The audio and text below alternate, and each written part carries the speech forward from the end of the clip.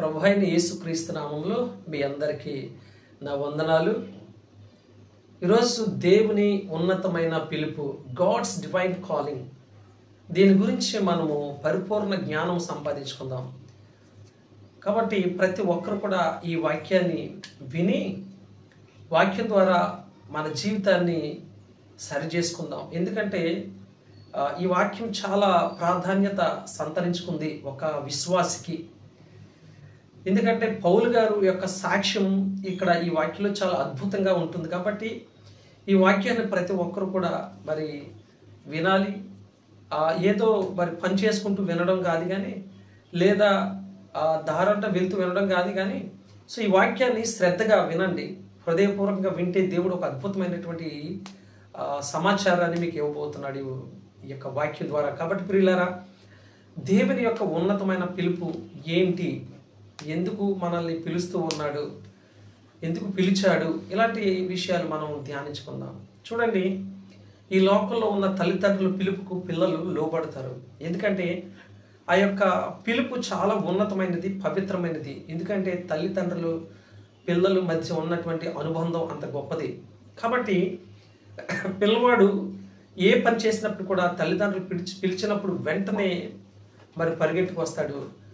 కాబట్టి ఆ యొక్క బాధ్యత, రెస్పాన్సిబిలిటీ, ఆ రిలేషన్షిప్ అంత గొప్పది. ఎందుకంటే ఆ యొక్క ఉన్నతమైన పిలుపు తల్లిదండ్రులు, ఆ పవిత్రమైన పిలుపు. కాబట్టి పిల్లలు తల్లిదండ్రుల మాటకు లోబడతారు.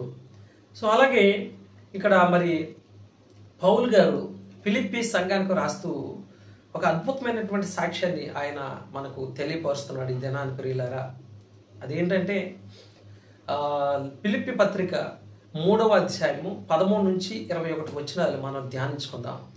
మొదటిగా 13వ వచనాన్ని మనం ధ్యానించుకుందాం. సహోదరులారా, నేను ఇదివరకే పట్టుకుని ఉన్నానని తలంచుకున్నాను. అయితే ఒకటి చేయుచున్నాను, వెనుకున్నవి మరచి ముందున్న వాటి కొరకు వేగిరపడుచున్నాను అంటూ ఉన్నాడు. ఈ వాక్యంలో మనం 3 భాగాలుగా మాట్లాడుకుందాం. అయితే మొదట ఏమంటున్నాడంటే పౌలు గారు, నేను ఒకటి చేయుచున్నాను అంటున్నాడు. ఆ ఒకటి ఏంటంటే ఆయన ఆధ్యాత్మికమైనటువంటి ఒక్క మనసు కలిగి ఉన్నాను, 2 ద్విమనస్కులు అంటే 2 మనసులు నాకు లేవు అంటూ ఉన్నాడు. కాబట్టి ప్రియులారా, ఈ రోజున విశ్వాసి అయినా సేవకుడైనా యేసుక్రీస్తు ప్రభుని అంగీకరించిన మరి ఎవరైనా కానివ్వండి, ఒక ఆధ్యాత్మిక మనసు కలిగి ఉండాలి. 2 మనసులు ఉండకూడదు. ఈ 2 మనసులు ఏంటనేది చాలా వివరంగా కిందకి వెళ్ళిన తర్వాత చాలా స్పష్టంగా వివరిస్తూ ఉన్నాడు పౌలు గారు. సో నేను ఒకటి చేయించున్నాను అంటాడు కదా, ఆ ఒకటి ఆధ్యాత్మికమైనటువంటి ఒక్క మనసే.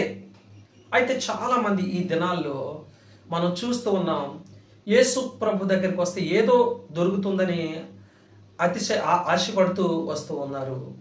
అయితే నిజానికి మరి అలాంటి సందర్భం బైబిల్లో ఏమైనా ఎక్కడైనా రాసి ఉందంటే, యాకోబు పత్రిక 1వ అధ్యాయము 8వ వచనంలో అంటూ ఉన్నాడు. ఏమంటున్నాడంటే, ప్రభు వలన తనకేమైనా దొరుకునని తలంచుకొనరాదు అని రాస్తూ ఉన్నాడు యాకోబు గారు. చూసారా, ప్రభు వలన తనకేమైనా దొరుకునని తలంచుకొనరాదు అంటే, చాలామంది ఈ రోజున ఆశపడి యేసుప్రభు దగ్గరికి వస్తే ఏదో ఒకటి మనకి తప్పక దొరుకుతుంది, ఆయన మాత్రమే మనకి తీర్చగలరు, మరెవరు ఆ కోరికను తీర్చలేరు అన్నట్టుగా భావిస్తూ ఉన్నారు. కానీ పౌలు గారి ఉద్దేశం అలా మాట్లాడట్లేదు. అందుకనే ఈ వాక్యం చాలా భిన్నంగా మరి మనకి అనిపిస్తూ ఉంది. కాబట్టి జాగ్రత్తగా వినండి. ఎవరైతే దేవుని యందు భయభక్తులు కలిగి విశ్వాసంతో నిరీక్షిస్తారో మరి అట్టి వారికి ఈ వాక్యం చాలా చాలా ముఖ్యం. మరి ఎవరైతే ఆశపడి ఏదో అవసరతలకి దేవుని దగ్గరికి వెళ్తారో వాక్య ప్రకారం ఇప్పుడు చెప్పినట్టు, అటు వారికి కొంచెం ఇబ్బందికరంగా ఉంటుంది. వారు కూడా వినండి, సత్యాన్ని గ్రహించుకోవడానికి ప్రయత్నం చేద్దాం ప్రియులారా. అసలు ఉన్నతమైన దేవుని యొక్క ఉన్నతమైన పిలుపు ఏంటి అనేది మనం ఈరోజు తెలుసుకోబోతున్నాం. అయితే ఇక్కడ ఏమంటున్నాడు, కాబట్టి మరి ఈ జీవిత కాలం మట్టుకే యేసు ప్రభు దగ్గర ఏమైనా దొరుకుద్దని తలంచుకుంటే అది చాలా ప్రమాదమే. ఎందుకంటే ఈ జీవితము ఈ భూమి మీద ఎవరికి కూడా శాశ్వతం కాదు. అంటే ఇక్కడ మనము కొంతకాలం మట్టుకే జీవిస్తాం, కానీ శాశ్వతమైనటువంటి జీవితం ఈ భూమి మీద ఎవరికీ లేదు. కాబట్టి ఈ కొద్ది సంవత్సరాలు బ్రతికి మనకి యేసు ప్రభువుని నమ్ముకుంటే అంతకంటే మరి దౌర్భాగ్యులు ఉండరు అని దేవుడు సెలవిస్తూ ఉన్నాడు. కాబట్టి ప్రియులారా, అసలు పౌలు గారు చూశారు కాబట్టి నేను ఒకటి చేయుచున్నాను అంటాడు. అంటే ఒకటి ఏంటంటే ఆధ్యాత్మికమైన మనస్సు ఒక్కటి మాత్రమే కలిగి ఉన్నాను, రెండు మనసులు నాకు లేవు అన్నాడు. ఈ రెండవ మనసు అనేది దేవుని దగ్గర ఏమైనా దొరుకుతుందేమో అన్నట్టుగా పౌలు గారు అలా మీరు తలంచవద్దు అని చెప్పబోతూ ఉన్నాడు ప్రియులారా.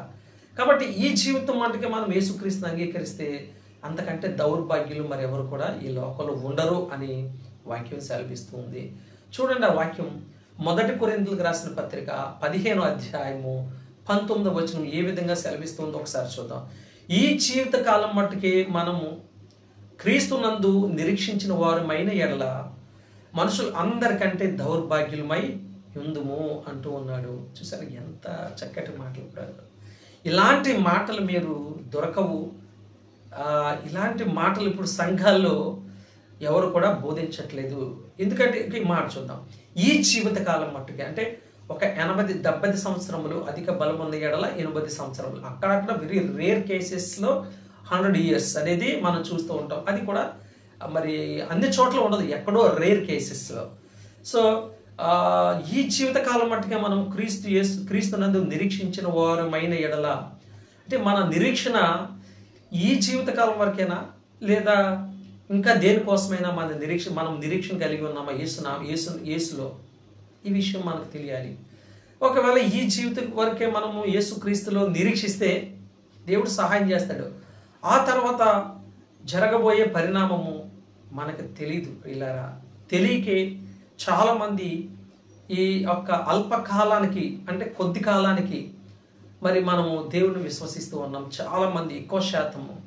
ఎందుకంటే మనము చూస్తూ ఉన్నాం సంఘాల్లో మైక్లు ఇచ్చి మరీ సాక్ష్యాలు చెప్పిస్తూ ఉన్నారు. నేను యేసుప్రభుని అంగీకరించిన తర్వాత నేను ఎంతో బాగుపడ్డాను, ఇప్పుడు నేను కుటుంబంతో సుఖ సంతోషాలతో ఉంటున్నాను, ఇల్లు కట్టుకున్నాను, సో ఏదో చేస్తున్నాను, అది చేస్తున్నాను, ఇది చేస్తున్నానని శారీరకంగా మాట్లాడుతున్నారే తప్ప ఆధ్యాత్మికమైనటువంటి జీవితంలో ఎంతవరకు అభివృద్ధి చెందుతున్నారు అనేది ఎవరు చెప్పట్లేదు. అంటే కనిపించే దాని గురించి మాట్లాడుతున్నారు తప్ప కనిపించిన ఆ విశ్వాసం గురించి ఎవరు కూడా మాట్లాడట్లేదు. మరి ఆ యొక్క జీవితం కదా ఆధ్యాత్మిక జీవితం గురించి చూసారు ఎంత. ఇక్కడ చాలా మందికి అనుమానం కావచ్చు, ఏంటి మాస్టర్ గారు అలా మాట్లాడుతున్నారు, యేసు ప్రభు నమ్మితే మరి నమ్మడం వల్లే కదా మరి ఇవన్నీ వస్తాయి, ఆ తర్వాత ప్రార్థనకు వెళ్తున్నాం కదా అంటారు. కాదు, ఇక్కడ పౌలు గారు అలా మాట్లాడట్లేదు. అందుకనే నేను ఒకటి చేయుచున్నాను అంటున్నాడు. చాలా కిందకు వచ్చిన తర్వాత స్పష్టంగా అర్థమవుతుంది దేని మీద మనము మన యొక్క నిరీక్షణ గురిపెట్టాలి, దేని కొరకు మనం ఎదురు చూడాలి అనేది మనకి తెలుస్తూ ఉంది ప్రియులారా. అప్పుడే మనం కంగారు పడవద్దు. కాబట్టి ఒకవేళ ఈ జీవిత కాలానికే యేసుక్రీస్తు వారి కొరకు మనం నిరీక్షిస్తే మనుషులు అందరికంటే దౌర్భాగ్యులమై ఉందుమంటున్నాడు. ఎస్, కాబట్టి ప్రియులారా మనం చాలా జాగ్రత్తగా ఉండాలి. మన నిరీక్షణ దేని కొరకు అనేది మీరు తెలుసుకోవాలి ప్రియులారా. కాబట్టి అయితే రెండవ మాట ఏమంటున్నాడంటే వెనుకున్నవి మరచి అంటే ఇక్కడ పౌలు గారు తన గురించి మంచివి సాక్ష్యం ఏంటంటే వెనుకున్నవి మరచి అంటాడు. అంటే తన యొక్క పాత జీవితాన్ని ఓల్డ్ లైఫ్ని మరలా గుర్తు చేసుకోకండి, అవి మర్చిపోండి, మాటికి దాన్ని జ్ఞాపకం చేసుకోవద్దు. క్రైస్తవులైనటువంటి మనము, సేవకులైనటువంటి మనము అని చాలా మరి నొక్కి ఒక్కానించి మాట్లాడుతూ ఉన్నాడు. వెనుకున్నవి మరిచి అంటే లక్ష్య పెట్టక అన్నాడు. వాటిని లక్ష్య పెట్టవద్దు అని చెప్తూ ఉన్నాడు. అయితే ఇది మరి ఎందుకు ఇలా మాట్లాడుతున్నాడంటే అతని యొక్క పాత జీవితం గురించి మన అందరికీ కూడా తెలుసు. అయినప్పుడు కూడా ఒకసారి మనము జ్ఞాపకం చేసుకుందాం. ఈ రోజున విశ్వాసులైన సేవకులైన యేసుక్రీస్తు ప్రభుల వారిని అంగీకరించిన తర్వాత మరి బాప్టిజం తీసుకున్న తర్వాత మరి మరలా మనము వెనుకున్న వాటిని జ్ఞాపకం చేసుకోకూడదు, వెనుకున్న జీవితాన్ని మనం జ్ఞాపకం చేసుకోకూడదు, వాటిని మర్చిపోవాలి అని ఇక్కడ చెప్తూ ఉన్నాడు. మనం కూడా ఇదే సాక్ష్యం కలిగి ఉండాలి ప్రియులారా. ఆయన ఉన్నతమైన పిలుపుకి అంటే గాడ్స్ డివైన్ కాలింగ్ అంటే పిలుపుకి మనం లోబడి జీవించాలి. ఏమంటున్నాడు? ఫిలిప్పీకి రాసిన పత్రిక 3వ అధ్యాయం 6వ వచనంలో ఒక చక్కటి విషయాన్ని చెప్తున్నాడు. అతని యొక్క పాత జీవితం గురించి ఆసక్తి విషయమున సంఘముని హింసించువాడునై ఉన్నాను అంటున్నాడు. ఆసక్తి విషయము సంఘముని హింసించువాడునై ఉన్నానంటే సంఘాన్ని హింసించడం ఎంత ఆసక్తితో చూడండి. పిల్లలకి అన్నా, ఒక టీనేజ్లో ఉన్న పిల్లలకైనా, ఎవరికైనా ఆటలు అంటే చాలా ఆసక్తి. అలాగే పాటలు పాడడం కూడా చాలా ఆసక్తి ఉంటుంది. అలాగే ఏదైనా చేయాలని ఆసక్తి ఉంటుంది, చదువుకోవాలని ఆసక్తి ఉంటుంది, ఉద్యోగం చేయాలని ఆసక్తి ఉంటుంది. కానీ ఈయనకు ఆసక్తి ఏంటంటే సంఘాన్ని హింసించడం అంట. సంఘం అంటే మనమే, విశ్వాసులు. చూడండి, ఆ విశ్వాసులు ఎవరైతే యేసుక్రీస్తుని అంగీకరించారో వాళ్ళని హింసించడం ఇతనికి చాలా ఆసక్తికరమైన విషయం అంట. ఎంత ఘోరమైన విషయం చూడండి. హింసించడం సంఘాన్ని హింసించడం, ఇది అతని యొక్క వృత్తి. తర్వాత మరొక చోట వ్రాయబడి ఉంది, అపోస్తల కార్యము 9వ అధ్యాయము 1, 2, 3 వచనాల్లో మనం జ్ఞాపకం చేసుకుంటే, పౌలు అక్కడ సౌలుగా ఉన్నప్పుడు, అంటే పాత జీవితం కదా, ఆయన ఇంకా మార్చబడలేదు, సౌలుగా ఉన్నాడు. ఈ సౌలు ఏం చేస్తున్నాడో మరలా జ్ఞాపకం చేస్తున్నాడు లూకా గారి అతని యొక్క జీవితం గురించి. సౌలును ఇంకను ప్రభు యొక్క శిష్యులను, చూడండి, ప్రభు యొక్క శిష్యులను బెదిరించుటయు హత్య చేయుటయను తనకు ప్రాణాధారమైనట్టు అని చెప్తూ ఉన్నాడు. ఎంత గొప్ప మరి జీవితం అండి, ఎంత భయంకరమైనటువంటి జీవితం అండి పౌలు గారిది. ఏం చేస్తున్నాడు? సంఘాన్ని, ప్రభు యొక్క శిష్యులను అనగా యేసుక్రీస్తు యొక్క శిష్యులను బెదిరించుటయు హత్య చేయుటయు, బెదిరించడం, అవసరమైతే చంపేయడం, తనకు ప్రాణాధారమైనట్టు. చూడండి, దానికి ప్రాణాధారం అంట. ఉద్యోగంలా భావిస్తున్నాడు కదా. మనం ఉద్యోగం చేసి మరి మనకి అది ప్రాణాధారంగా మనం భావిస్తాం. పనులు చేసుకునే వాళ్ళు ఆ పనులే ప్రాణాధారంగా మరి ఆరాధిస్తారు, అనుకుంటారు. సో ఇలాంటి మరి మనుషులు చేసినటువంటి వృత్తుల్లో న్యాయం ఉంది, ధర్మం ఉంది. కానీ హత్యలు చేయడం, హింసలు చేయడము ఉద్యోగం ఏంటంటే ఎంత ఘోరం కదా. ఎంత అన్యాయం అంటే, ఎంత భయంకరమైన జీవితం పౌలు గారిది. ఒకసారి ఆలోచించండి ప్రియులారా. ఇవన్నీ కూడా వెనుకున్నటువంటి జీవితం, తనకి ముందు జీవితం గురించి మాట్లాడుతున్నాడు. వెనుకున్నవి జ్ఞాపకం చేసుకోనక అంటున్నాడు, మర్చిపోండి అంటున్నాడు. ఎంత గొప్ప విషయం. మర్చిపోవాలన్నాడు. లక్ష్యం పెట్టవద్దు అంటున్నాడు. అయితే హింసిస్తున్నాడు, ఇలా చేస్తున్నాడు. క్రీస్తు మార్గానికి అడ్డొచ్చిన వాళ్ళందరినీ కూడా ఏం చేస్తాడంటే హింసిస్తూ ఉన్నాడు. చాలా స్పష్టంగా ఇక్కడ తన పాత జీవితాన్ని రాస్తూ ఉన్నాడు. అదే విషయాన్ని 1 తిమోతికి రాసిన పత్రిక 1వ అధ్యాయం 15వ వచనంలో మరొక ఈ విధంగా మాట్లాడుతున్నాడు. ఏమంటే, పాపులను రక్షించుటకు క్రీస్తు యేసు ఈ లోకమునకు వచ్చినని మాట నమ్మదగినది, పూర్ణంగీకారమునకు యోగ్యమైనదని మొదటిగా నేను గ్రహించుచున్నాను అంటాడు. ఇక్కడ నమ్మదగినది, పూర్ణంగీకారమునకు యోగ్యమైనది అని. దీనికి నేను సాక్ష్యం అంటున్నాడు, ప్రధానుడను అంటున్నాడు. అంటే పాపము అనేది ఈరోజు నాలో నుంచి తీయకపోతే నా జీవితం ఏమైపోను, నేను ఎక్కడికి పోదును, అసలు నేను బ్రతకగలగోనైనా. ఒకవేళ నేను యేసుక్రీస్తు వచ్చిన పాపములు తీసి నన్ను రక్షించకపోతే నేను నిత్య నరకానికి వెళ్ళిపోయేవాడినే కదా. ఆయన రావడం ఎంత ఉపయోగకరమైందో, ఎంత మేలైందో అని తను ఎంతో, దానికి నేనే సాక్ష్యం అంటున్నాడు. నేనే ప్రధానుడు అని అంటున్నాడు. క్షమించాలి, నేనే ప్రధానుడు అంటున్నాడు. పాపం చేసిన వాడిలో నేను ప్రధానుడు అని అంటున్నాడు. హింసకుడు చాలా, అతను ఎలాంటి పని చేశాడండి? బెదిరించడం, చంపేయడు శిష్యులను. యేసుక్రీస్తు నమ్మినటువంటి వారిని, సంఘాన్ని హింసించడం, బెదిరించడం, హత్య చేయడం, ఇవి ప్రధానమైనటువంటి కారణాలుగా పెట్టుకున్నాడు. అలాంటి పాపాత్ముడు మరి అయినటువంటి పౌలు, నేను ప్రధానుడు, పాపం చేసిన వారిలో ఆయన ఈ లోకానికి వచ్చి మరి రక్షించకపోతే ఏమైపోదుము, పాపంలో నేను ప్రధానుడు, నేను సాక్ష్యం ఇస్తున్నాను అంటాడు. 12వ మాటలు ఏంటాడు, 12వ వచనంలో ఏమంటాడంటే, దానిపైన 1వ అధ్యాయము 12వ వచనం, తిమోతికి రాసిన పత్రిక 1వ అధ్యాయం 12వ వచనంలో, పూర్వము దోషకుడను, హింసకుడను, హానికరుడను అంటూ ఉన్నాడు. పూర్వం ఏంటంటే ఇతను దోషకుడు, హింసకుడు, హానికరుడు. ఈ 3 క్వాలిటీస్. ఒక్క క్వాలిటీ ఉంటేనే రౌడీ షీటర్ అంటారు, భయపడతారు అతనికి. మనం ఈ లోకంలో చూస్తున్నాం కదా. అలాంటిది మరి ఈ 3 క్వాలిటీస్ ప్లస్ హత్య చేయడం, ఈ 4 క్వాలిటీస్ ఒక వ్యక్తిలో ఉంటే ఆ వ్యక్తి ఎంత ప్రమాదకరుడో చూడండి ఒకసారి. అసలు అతనికి ఎదురుగా కానీ అతని ప్రక్కన కానీ ఎవరైనా నడవగలరా? ఎవరైనా తన యొద్ద నివాసం చేయగలరా? ఎంత భయంకరమైనటువంటి వ్యక్తి ఒక్కసారి ఆలోచించండి. అలాంటి భయంకరమైన వ్యక్తి పాపం చేయటం విషయంలో నేను ప్రధానుడను అంటున్నాడు. యేసుక్రీస్తు రావడం మంచిదే, నా యొక్క పాపమును తీసివేశాడని సాక్ష్యం చెప్తున్నాడు. ప్రియులారా, మరి నీ యొక్క పాత జీవితంలో ఇలాంటి భయంకరమైనటువంటి పాపపు పనులు ఉన్నాయి అంటే ఖచ్చితంగా ఉన్నాయి.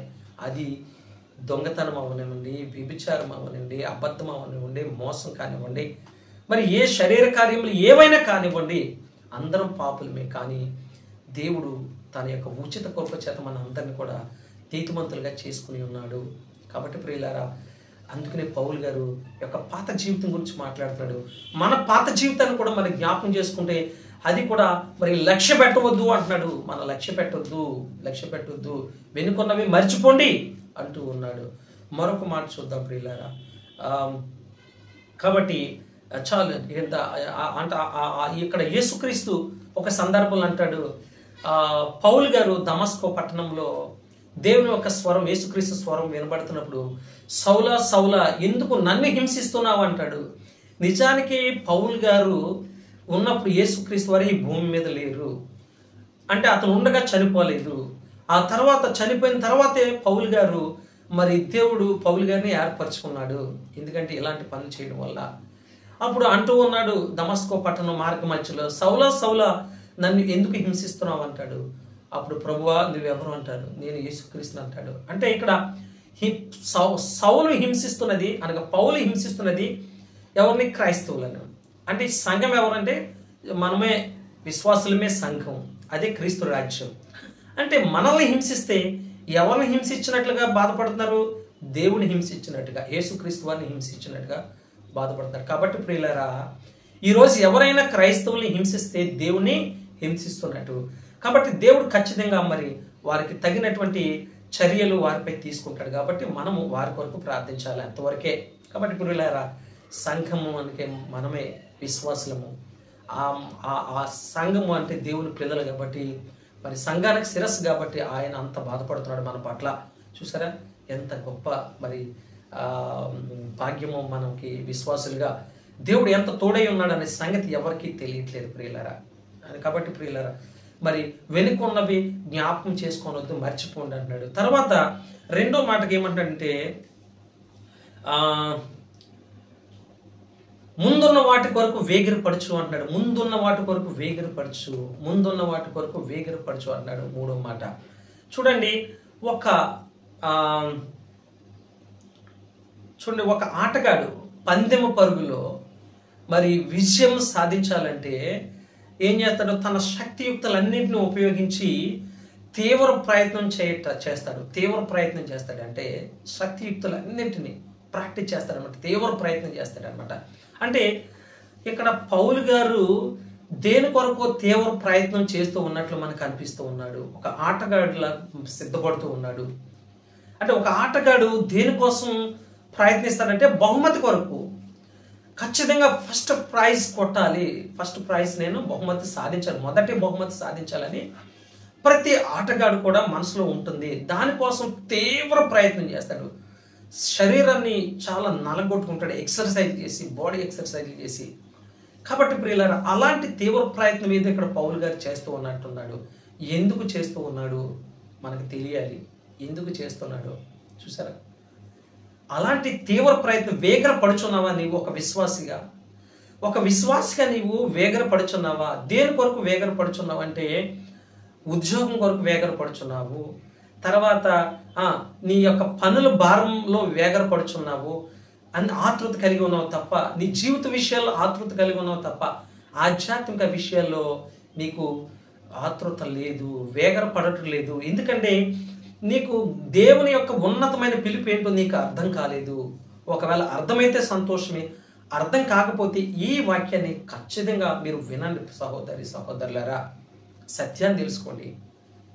అయితే ఇక్కడ ఏమంటున్నాడంటే ఒక చక్కటి విషయాన్ని మనం ఇక్కడ చూద్దాం. 14వ వచనంలో ఏం చెప్తున్నాడంటే, 14 వచనం, ఇదే ఫిలిప్పీయులకు రాసిన పత్రిక 3వ అధ్యాయం 14వ వచనంలో ఒకసారి మనం చూస్తే, క్రీస్తు యేసునందు దేవుని ఉన్నతమైన పిలుపునకు కలుగు బహుమానము పొందవలనని గురి వద్దకే పరిగెత్తుచున్నాను అంటున్నాడు.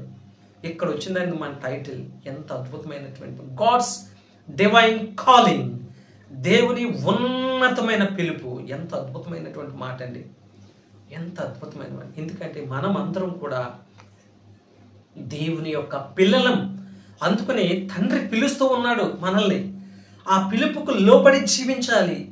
ఎలా జీవించాలో పౌలు గారు తన సాక్ష్యం ద్వారా మనకి తెలియపరుస్తూ ఉన్నాడు. ప్రియులారా, ఇది ప్రతి ఒక్క క్రైస్తవుడు తెలుసుకోవాల్సినటువంటి గొప్ప అద్భుతమైనటువంటి మెసేజ్, ప్రసంగం. ప్రియులారా, చూసారా? కాబట్టి క్రీస్తు యేసునందు దేవుని ఉన్నతమైన పిలుపునకు కలుగు బహుమానం కొరకు ఏం చేస్తాడంట? కొరకు బహుమానమును పొందవలెనని గురి యొద్దకే పరిగెత్తుచున్నాను అన్నాడు. బహుమానము అంటే గురి యొద్దకు పరిగెత్తుచున్నాను అన్నాడు. గురి ఏం దొరుకుతుంది? ఎలా పరిగెడుతున్నాడు? ఈ విషయాన్ని మనం బైబిల్ గ్రంథం తీసుకుంటే మొదటి కొరింథీయులకు రాసిన పత్రిక 9వ అధ్యాయం 24 నుంచి 27 వచనాలు ఒకసారి చూద్దాం. మొదటి కొరింథీయులకు రాసిన పత్రిక 9వ అధ్యాయం 24 నుంచి 27 వచనాలు ఒకసారి మనం ధ్యానించుకుందాం. చూడండి ఏం చెప్తున్నాడు. గురి వద్దకి ఎలా పరిగెడుతూ ఉన్నాడు. ఈ రోజున నువ్వు నేను గురి వద్దకు పరిగెడుతున్నామా, లేదా ఈ జీవిత కాలం మటుకు యేసుక్రీస్తు దగ్గర మనకి ఏమైనా దొరుకుతుందేమని సంఘాలకు వెళ్తున్నావా, లేదా యేసుక్రీస్తు నమ్ముతున్నావా? ఒకవేళ అలా చేస్తే ఈ వాక్యం విను సహోదరులారా, పూర్తిగా వినండి. ఏమంటున్నాడంటే, మరియు 10 మంది పోరాడు ప్రతి వాడు అన్ని విషయముల యందు మితముగా ఉండును. అందరి గురించి మాట్లాడుతున్నాడు. అంటే ఈ లోకంలో ఉన్న శారీరకమైనటువంటి పందాలు ఉన్నాయి, ఆధ్యాత్మిక జీవితం గురించి కూడా పందెం ఉంది. ఇదే చెప్తున్నాడు ఆయన. అంటే నువ్వు శారీరక సంబంధమైనటువంటి పందాల కోసం పోరాడుతున్నావు అంటే క్రికెట్, కబడ్డీ, వాలీబాల్, ఖోఖో ఇలాంటి ఈ లోకంలో కండక్ట్ చేస్తున్నటువంటి గేములు, తర్వాత గేములు వాటి కొరకు కూడా ప్రయత్నిస్తూ ఉన్నారు. అలాగే క్రైస్తవులు అయినటువంటి మనము ఆధ్యాత్మికమైనటువంటి బహుమానం కొరకు కూడా మరి పోరాడుతూ ఉన్నట్టుగా ఇక్కడ పౌలు గారు చెప్తూ ఉన్నాడు. ఈ 2 విషయాలు చాలా జాగ్రత్త. ఎందుకంటే ముందు అంటాడు ద్విమనస్కులు అంటాడు. ద్విమనస్కులు రెండు తత్పర్యములు అంటాడు. ఆ 2 తత్పర్యం ఏంటో మనం కొంచెం తెలుసుకోబోతున్నాం. మొదటి తత్పర్యం ఏంటో పూర్తిగా తెలుసుకోబోతున్నాం. ఇక్కడ ఏమంటాడంటే, మరియు 10 మంది పోరాడు ప్రతివాడు అన్ని విషయముల యందు మితముగా ఉండును. అంటే తగ్గింపుగా ఉంటాడు. వారు క్షయమగు కిరీటము పొందుటకును, ఎవరు? ఈ లోక సంబంధులు, యేసుక్రీస్తుని ఎరుగునటువంటి వారు. సో వీరు ఈ లోక సంబంధమైనటువంటి క్షయమగు కిరీటము పొందుటకును. క్షయం అంటే ఏంటంటే నాశనం అయిపోయింది, అంటే కొంతకాలమే ఉంటుంది. ఆ తర్వాత ఆ యొక్క బహుమతి ఉండదు. ఫర్ ఎగ్జాంపుల్, భారతదేశంపై ఆస్ట్రేలియా దేశం క్రికెట్ మ్యాచ్ గెలిచి, వరల్డ్ కప్ గెలిచి మరి బహుమతి వాళ్ళు పొందుకోవడం జరిగింది. సో ఆ బహుమతి ఎంతకాలం ఉంటుంది? కొంతకాలమే ఉంటుంది. అది శాశ్వతంగా ఉండదు. దాన్ని అప్పుడు మళ్ళీ కొత్తగా తయారు చేయడం జరుగుతూ ఉంటుంది. అందుకని ఇక్కడ ఏమంటారు, చాలా మంది అంటే ఈ లోక సంబంధులు వారు క్షయమగు కిరీటమును పొందుటకును, మనమైతే అంటే మనము అన్నాడంటే క్రైస్తవులమును యేసుక్రీస్తును అంగీకరించినటువంటి వారందరమును కూడా, ఈ లోకంలో ఉన్న ప్రతి క్రైస్తవుడు, ఎవరి క్రిస్టియన్ అని చెప్తున్నాడు ఇక్కడ.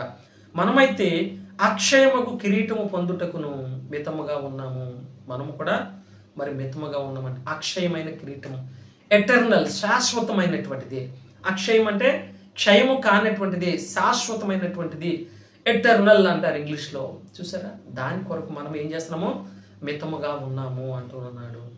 అయితే కాబట్టి నేను గురి చూడని వాని వలె పరుగెత్తువాడను కాను అంటున్నాడు.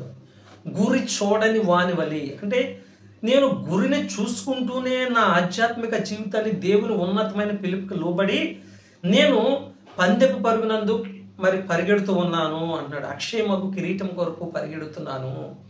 నేను నా యొక్క గురిని చూస్తూ ఉన్నాను, చూడవాని వలె లేను, చూడని వాని వలె లేను అంటూ ఉన్నాడు. ప్రియులారా, ఈ రోజు నీ గురి ఏంటో నీకు తెలుసు. ఆ గురిని చూసి పందెపు పరుగునందు నీవు పరిగెడుతున్నావా, లేకపోతే గురిని చూడకుండా పరిగెడుతున్నావా? ఇది నన్ను ఆలోచించుకో. దేవుని యొక్క ఉన్నత పిలుపుకు నాయనా పిల్లలారా అన్నప్పుడు మన పిల్లలు ఏ విధంగా అయితే వారు ఆడుకుంటున్నటువంటి పిల్లలు మన పిలుపుకు లోబడి వెంటనే పరిగెత్తుకొచ్చి మన దగ్గరికి ఎలా వస్తారో అలాగే దేవుని వద్దకు మనం పరిగెడుతున్నాం ప్రియులారా. ఆయన పిలుపుకు లోబడి ఆ పిలుపులో నీవు గురిని చూసి పరిగెడుతున్నావా, అలాగే గురిని చూడకుండా పరిగెడుతున్నావా? ఒక్కసారి ఆలోచించుకో. అంటే యేసు ప్రభు దగ్గరికి వస్తే ఏమైనా దొరుకుతుందని వస్తున్నావా, లేదా ఆయన ఉన్నతమైన పిలుపుకు లోబడి మరి ఆ యొక్క బహుమానం కొరకు వస్తున్నావా? గురి వద్దకే పరిగెడుతున్నావా? అంటే బహుమానము, మనందరికీ ఒక బహుమానం ఉంది. ఆ బహుమానం కొరకు మనము పరిగెట్టాలి ప్రియులారా, పరిగెట్టాలి. అదే చెప్తున్నాడు.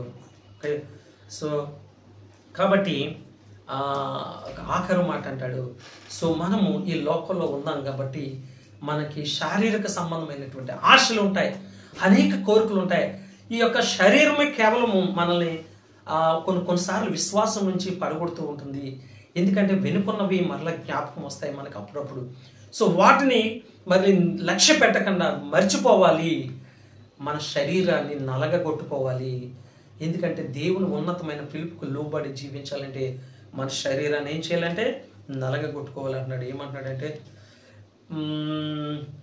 నా శరీరమును నలగగొట్టి దాన్ని లోపరుచుకొనుచున్నాను అంటున్నాడు. నా శరీరమును నలగగొట్టి దానిని లోపరుచుకొనుచున్నాను అంటే నిగ్రహ శక్తి, శరీరముపై నిగ్రహ శక్తి, కోరికలపై నిగ్రహ శక్తి మనకి ఉండాలి ఒక విశ్వాసగా, ఒక సేవకునిగా ప్రియులారా.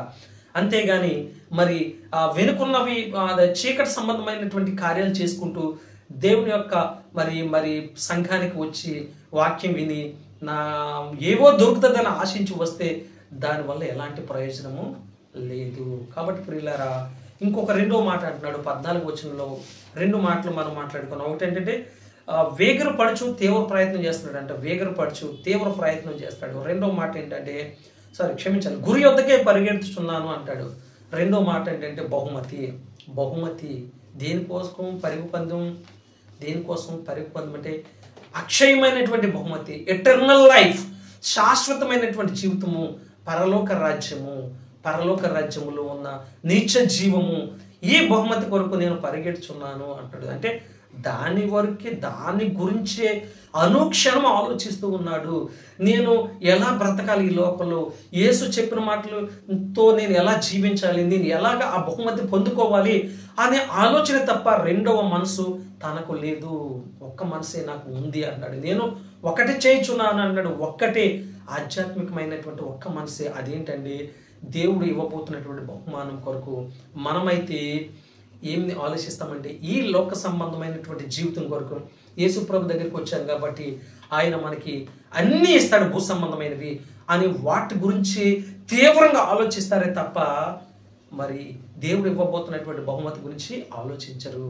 ఇంకా ఎవరైనా అలాంటి బహుమతి గురించి ఆలోచించారంటే ఖచ్చితంగా ఆలోచించారు ప్రభా.